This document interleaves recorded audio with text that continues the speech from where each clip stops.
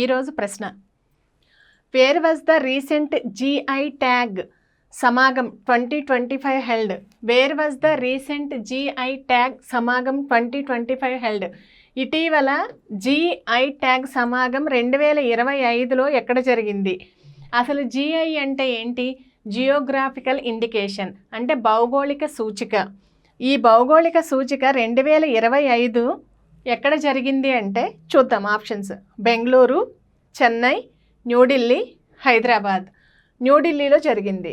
నిర్దిష్ట భౌగోళిక స్థానానికి అనుగుణంగా ఉత్పత్తిని సంపాదించడానికి ప్రత్యేకంగా ఉపయోగించేటువంటి ఒక పేరు అనమాట. దీనినే GIగా పిలుస్తారు.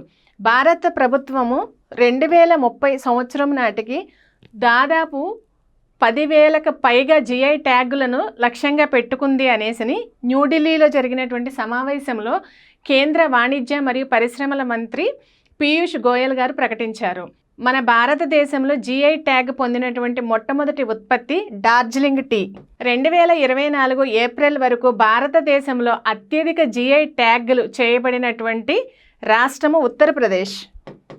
ఉత్తరప్రదేశ్లో 75 GI ట్యాగులు పొందినటువంటి ఉత్పత్తులు ఉన్నాయి.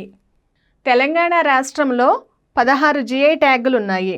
ఈ 16 GI ట్యాగుల్లో మొట్టమొదటిగా GI ట్యాగ్ పొందినటువంటి ఉత్పత్తి పోచంపల్లి ఇక్కత్. ఆంధ్రప్రదేశ్లో 20 GI ట్యాగులు ఉన్నాయి. GI ట్యాగ్ అనేది ఎప్పటి వరకు ఉంటుంది అనేసి మనకి లైఫ్ లాంగ్ అనేది ఉండదు. ఏదైనా ఒక ఉత్పత్తిని ఈ సంవత్సరం ఆ ఉత్పత్తిని జారీ చేశారు అంటే ఎగ్జాంపుల్ తీసుకున్నాము, ఇందాక అనుకున్నాం కదా తెలంగాణలో ఇక్కత్ శారీ అనేసి. ఇక్కత్ శారీకి జారీ అయిన తేదీ నుంచి 10 సంవత్సరాల పాటు దానికి GI ట్యాగ్ అమల్లో ఉంటుంది.